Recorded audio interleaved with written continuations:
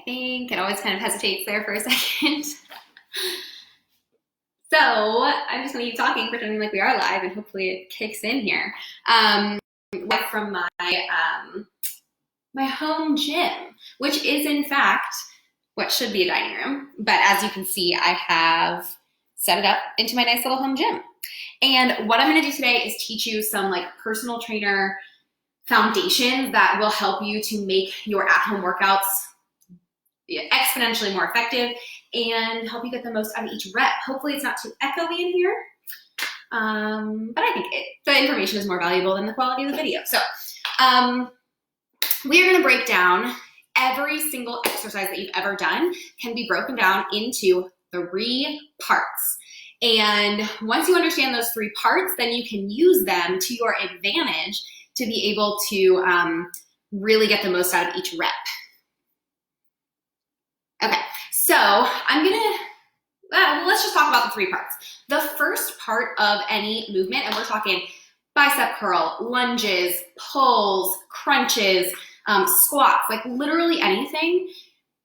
The first part is the part that we actually think of when we think about the exercise, and that is the concentric part of the movement. So I'm gonna use a dumbbell curl, a bicep curl, as my example, just because it's a really easy one to visualize this on. So the concentric, part 1, part of the movement is the part where you're actually doing the lift. So you're actually moving the weight, and it's the part that we think about being like the actual work of the movement. And that's the actual lift of the weight. So on a bicep curl, it's where the weight goes up. When you're doing any kind of pull, it's where you pull down. On a squat, it's the push back up. It's the part where you're actually moving the weight, moving the load. That's part 1. That's the part we think about when we think about lifting weights, is that lift.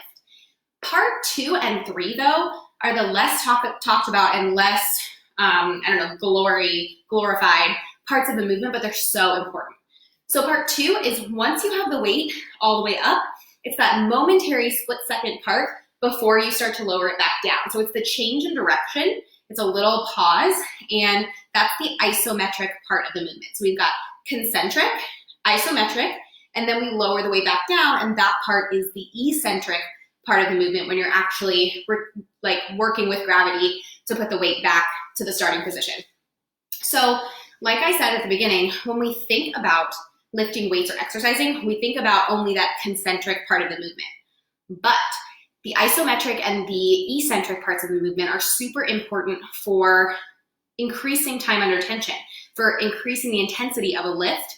And you can manipulate those once we understand them to actually progress your workouts forward without adding any more weight. So I got me a little 5-pounder here. And if I was gonna do bicep curls, I could just run through them like this, not even thinking about it, right? Or I could take a second, get myself centered, focus on this bicep, and really squeeze through the top. And at the top, I could add a little extra squeeze and a pause. And then I can lower back down with control, making sure I keep this muscle under tension the whole time. So what I did there is I got that concentric part of the movement, and then in the isometric part, I paused and squeezed. And then I lowered, I controlled the lower, almost fighting against gravity, to actually keep my muscle under tension, keep my muscle working and actually moving that load double the amount of time.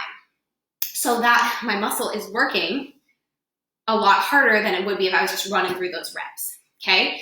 So when you feel like you're getting too strong for your weights at home, for your at-home workouts, what you should do is slow them down, slow the reps down, get through that isometric pause at the top, and lower down. So I'm gonna use my other hand because now my arms feel uneven. And so again, squeeze up, pause and squeeze and really connect to that bicep, and then lower, control it down, fight against gravity. Okay, you can do this in literally any movement. Okay, so let's talk about an overhead press. So in an overhead press, the concentric part is actually pressing the weight up. I can pause in this isometric moment, and then I can lower back down. So I'm actually using more control of my muscles and using more control of my core than I would be if I was just flopping through the reps like this. So you can do that with an overhead press. You can do it with a pull movement. I don't have my band set up, but on a pull movement, you would pull back, pause. So you're at the most tight position and squeeze your back, and then slow lower or slow raise, I guess, back up so that your back muscles are actually staying contracted as you're coming to the end of that movement. So to recap, the 3 parts of an actual lift are more than just the concentric, like move the weight part of the movement. There's also that momentary pause, which you can make more than momentary if you choose to, in the isometric hold of the movement. And then there is the eccentric part of the movement, which is where you're kind of lowering back down and sort of fighting against gravity and using control to keep your muscles under tension a little bit longer. So as you're going through your at-home workouts, take your time to really feel your way through each part of that movement.